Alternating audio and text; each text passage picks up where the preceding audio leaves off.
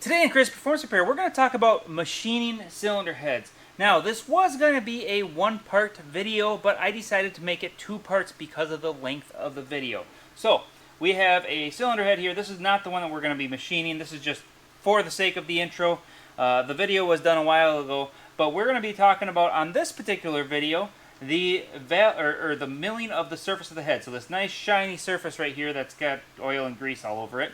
But basically milling this surface here and why it is so important. So let's go ahead and get started with the video.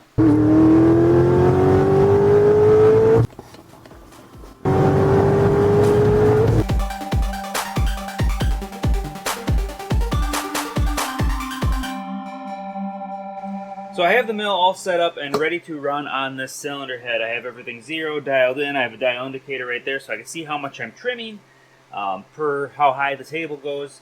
I have that zeroed out, well, kind of. I have a half thou up from zeroed on the bit versus the deck of the head.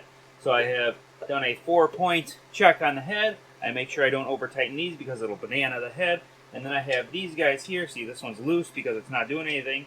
And those guys are what kind of adjust all my little, to get the head as flat as I possibly can. Just a small tweak here and there to get it as close to square as possible. Not perfect, but it's as perfect as I can get it with my machine, and it's better than most people do. A lot of machine shops, they have, I think it's called a CBN machine, and the CBN machine, it has a large table surface. It's much better for doing this. What they do is they set a level to level out the table. They make sure they get their table level, and then they make sure they get their milling head set up properly. Once it's set up, that's it. It stays right there. They never touch the adjustments again, aside from the height of the actual head unit, which goes up and down. This one, the table, or knee, goes up and down. And those units, when you set up your head, instead of having to do all this measuring and stuff that I had to do, you just put a level on the head, and you try and find the most level area. The downside to that is if you have a head that's pretty badly warped, it's going to be hard to get a very accurate level. Plus, you're using a level, so you might, if you don't read it perfectly, you might end up with just a little bit of a crookedness to it and cut a little more on one side than the other. It happens. I've gotten heads from those shops where I CC the heads for performance heads, and this one will have 2 less CCs than this one because they trimmed it crooked at an angle. And now I could correct that if I need to, but by doing it the way I'm doing it, it's a little more precise in how the CCs go. You're not going to cut it crooked.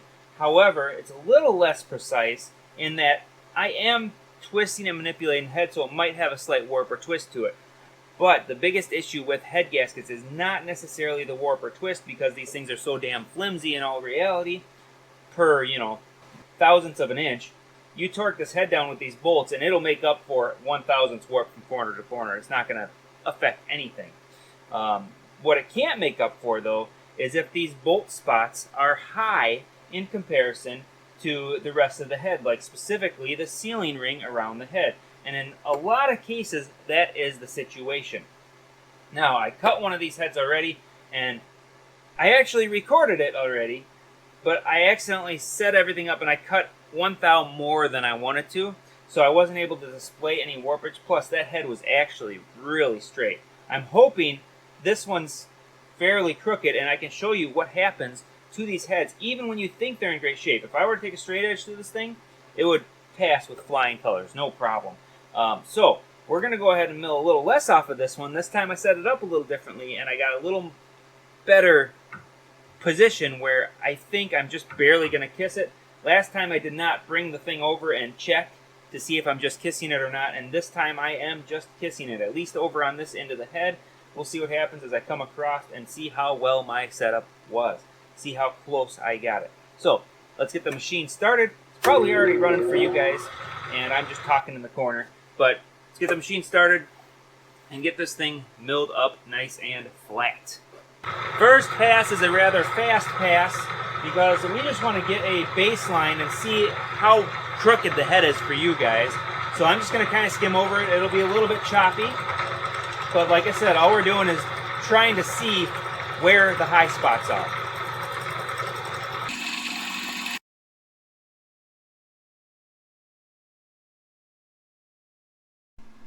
Alright, how much did I cut and what did I learn? Let's wipe it off first because there's a bunch of oil on here. Like I had expected, I pretty much, half thousandths at the most is what I was at, because I cut very, very little. Now, I wanted that on purpose, because we're going to do one more pass here, and a very little more, and we're going to take a look again, just because I want to display to you guys where these things warp, how they warp, why they warp or distort, or if they're crooked from the factory. And in this case, this one is crooked from the factory. How do I know that? So, my tram, or my head on there, when you do a cut like this on a cylinder head, you always have to have a leading cutting edge and a trailing cutting edge. So, it's a big disc, right? I mean, typically, if it's like a proper machine, mine's a, I don't know what you'd call that, custom shenanigans. But, that guy there, you know, it's basically a big spinning disc, more or less, with a cutting blade on it. And you don't want it perfectly flat. If you have it perfectly flat, you're going to have a secondary pattern behind you that's going to be really funky looking, and it's going to give you some bizarre looking cuts. And I might actually show you guys that, because you will see that if I cut a little more aggressively because of the manipulation or warpage or distortion or whatever of the actual head itself that's cutting. That's a fly cutter, that's what it's called. The fly cutter there. It does move a little bit. The pressure on the bit moves the bit up a little bit. Everything moves. I mean, it's just kind of the name of the game unless you have a very, very rigid machine, and I do not. So I have to do very light passes. Now, I don't have to do this light. I can go heavier than this, but I did this on purpose. So we have some cuts on here, very small amount of cuts. Now, the factory cutter is going this direction, if you can see these lines here, and there is no cuts from me over here. So you can see the lines going this way, and that is from the factory cutter when they cut it. Why do I know that they were cutting at a different angle than I was? They have more tip, so if I bring this way so that you guys can see it on the camera, they have more tilt this way, or well, actually, because the cuts are going that direction, they had more tilt that way. But their leading edge was cutting deeper than mine was versus the trailing edge. And the reason I know that is because this part is still not touched anywhere throughout the head, except for a very small amount over here, maybe. I might have clipped it a little bit, barely, but not even enough that I can really see it. So my angle is a little less aggressive than theirs. That's a good thing for performance heads. For this head, it really wouldn't matter. This is just a stock truck. You could easily get by with what GM did, and it worked great. But by having it like that, this head is going to be slightly cupped a little bit more than what I'm going to cut into it. And I know that because I cut the edges wherever the bolts are. There's a little bit of shine, especially this one. This one got hit really hard. This one got hit decent. This corner got hit hard. And then this corner, it almost went entirely around the bolt hole. This is where a dowel pin is. And then it hit, for some reason, a little bit of this corner was hit a lot harder than the rest of the corner. I don't know why that was so much higher in this very corner right here. I mean, it's only a small bit. Hit that really hard, and it kind of hit around this bolt hole hard. Notice I said bolt hole. Yeah, every single bolt hole got hit a little, right there. That hit a little bit harder than the rest of the head. This is a very minor pass. Let's go ahead and run it through again and see what the results are when I do one more pass a little bit more aggressive than the last.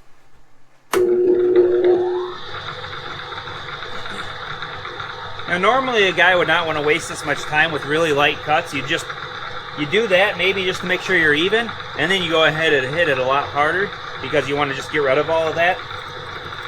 But I'm trying to do as light as possible just for showing you guys what's going on.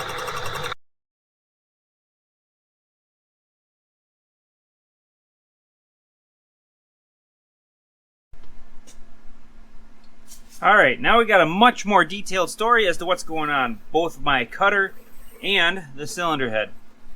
So, the last time, as you recall, I cut just a little bit of the edges, right? I did not have a back cut. I had nothing going on, but I was only cutting a half of a thousandths. Now, this time, this pass, I cut 1/1000, so we're a total of 1.5 thousandths. Very, very small cut, and it's still, my adjustment needs to be made. I should tram it a little deeper, but I don't want to because I can clean this up, and that little back cut appearance really doesn't affect any kind of sealing surface. It will seal perfectly fine, but it's a perfect example to display how things are going when the machine is the way it is. So it's almost flat. When I set it up, I had about a 1/2 thousandths. I didn't think it was going to deflect that much, but it does. It definitely deflects with a 1/1000th cut, about a 1/2 thousandths. So I tried to reduce the tram because I had more than I thought I wanted before. It was perfect. I should have left it alone. So now it's a little bit too less, but whatever. You can see I got a back cut over here, a front cut over here. I cannot get this thing all the way across to complete the back cut, which is why I really need to adjust it, because I do not have a big enough table or machine to do a head this length and get all the way across with that back section of the cut. What I typically do, instead of pulling it all the way back this way and resetting and starting over, I do a pass that goes back this way a little bit deeper, and then the leading edge becomes the trailing edge, and then that edge leaves a final finish on the head where I don't have that second back cut going on. So what do we have? We have still almost no cut. I mean, there's no cut here at all. There's no cut right here, but it is over here. We have a little bit of a cut just starting to happen over here. And we have a little bit of cutting here, or wait, right here, but not over here. Except for where it hit the factory cuts. Like if you look over here, you can see the factory cuts go in this direction, and then you can see my cuts kind of coming across the factory cuts that direction. And they're hitting the factory cuts and skimming over the part where the factory cut missed. So the factory cutter is a little bit of a coarse cut. It doesn't do a very fine job. I guess the RA or the finish or whatever you want to call it would be a little less on the factory machine than what I'm going to end up finishing with. We'll show you the finished product here in a minute. But you can see there's a big area that's missed right here. And that's because these sides, like I said, it's cupped like this.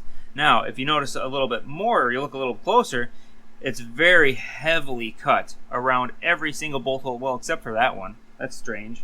So there must be a little bit of a warp over on this side where it's more cupped over here than it is on the rest of the head.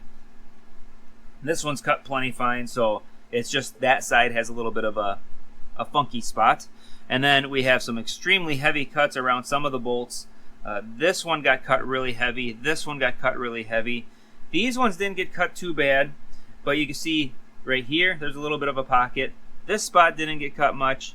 This one did not get cut hardly at all. And that one, pretty much none, except for way out on the outer edge here.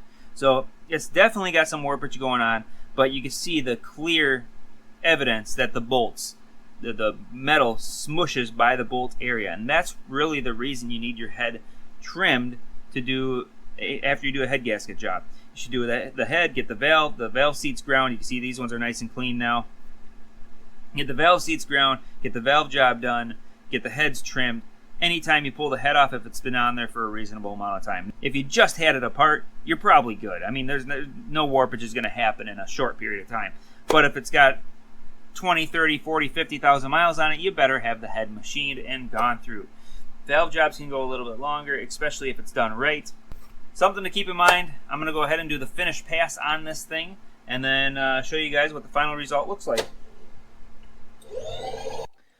Alright, the head is all machined. Now I need to get my valves in and all that fun stuff. They are ground already too. So I just need to put everything together, get the new seals in, and the whole 9 yards. Now you can see the head looks a lot better. You can still see the finish lines from the cut, but that's normal. That's typical of any machine work that gets done. You're never going to end up with a perfectly polished head.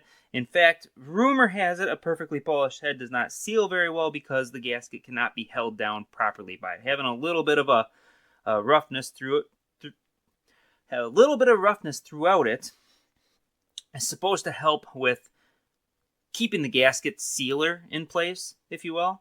Kind of gives it something to grab a hold of. So all I did here is I just cleaned off the head, wiped it down. Yeah, I probably got a little bit of lint in here. I still got to blow out. But I blew it out and then wiped it down. And I'm going to have to spray it off one more time and then blow it out again. But this is what the finished product basically looks like. So having your head machined makes it nice and true. And that's pretty much the moral of this video. So Hopefully, I will bring you guys some valve work here too on this video, but I wanted to give you guys a glimpse of what the cylinder head looks like when it's machined well. Now, you see there's like almost a mirror finish. I mean, you can see my hand in there, no question about it, but it's not a perfect mirror finish. So, cylinder head ready to go. I gotta fix the other one. It's got a little bit of damage to it, so I'm gonna try and do that here in a minute. Actually, I'll show you guys what I got. So I machined that one as well, but I did not do the valve job on this one yet. A little bit of smudge on there because I smudged it, and this one isn't cleaned off yet. However, anyway, this one, it has a whole nother issue. I'll see if I can get you guys a view of what's actually going on here. On this one, the spark plug hole was attempted to be helicoiled. So you can see there's a little bit of marking on the sides here. That's because when they did the helicoil in the vehicle, they had it crooked. When I pulled the spark plug out, the helicoil came with it, and it was only held on by a couple of threads, so it was not held on by much. I looked at the hole, just a quick glance. I did not catch this because I had the head laying down like that, right? So I did not catch this marred up spot here. When I finally did get to the head, it was after I had milled it. Not real, I forgot about it, you know, and I was fairly confident I was going to be able to fix it from first glance. However, I took it through my tap in there, and when I first started my tap in there, I noticed it was sitting crooked. I'm like, oh, well, that's no good. So I forced it to stay in there straight, in the right direction here, and I was able to get the threads to go down, but the big issue now is there's a side where the original tap was that has no contact. Now, if I put the helicoil, which you can see the size difference between this thread and the thread up here, if I were to put the helicoil unit in here, it's like a little machined piece that has this thread on the outside and this thread on the inside, and it's just a little sleeve. If I put that in here, the tapered part of the spark plug, because these are tapered plugs, would not be able to seal against the one side of it because it doesn't have anything to push against over on this side. So now what I have to do is clean this hole out really, really well. I'm probably going to have to bead blast in here, so I'll have to seal off the head as best I can. Bead blast in this area, put the head in a bag and maybe tape off the spark plug hole and then plug the back of the hole with something. I don't know how I'm going to go about that. I'll figure something out. And then take my TIG welder and fill this thing with aluminum weld. And once I get it filled up to basically the top of where the threads are with aluminum weld, then I'll be able to set my mill up to match one of these holes and then drill out a new spark plug hole. That's the only way I can do it. I was trying to find some replacement heads, and I found some for $500 where they come hardware included, stuff like that, which isn't a horrible price.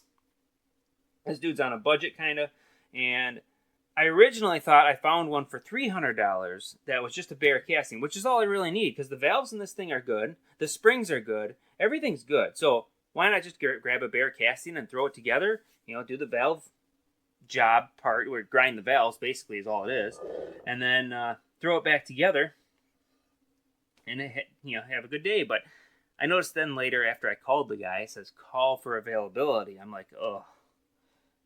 So I called them up, went to voicemail. I don't even know if the company's in business. They haven't called me back.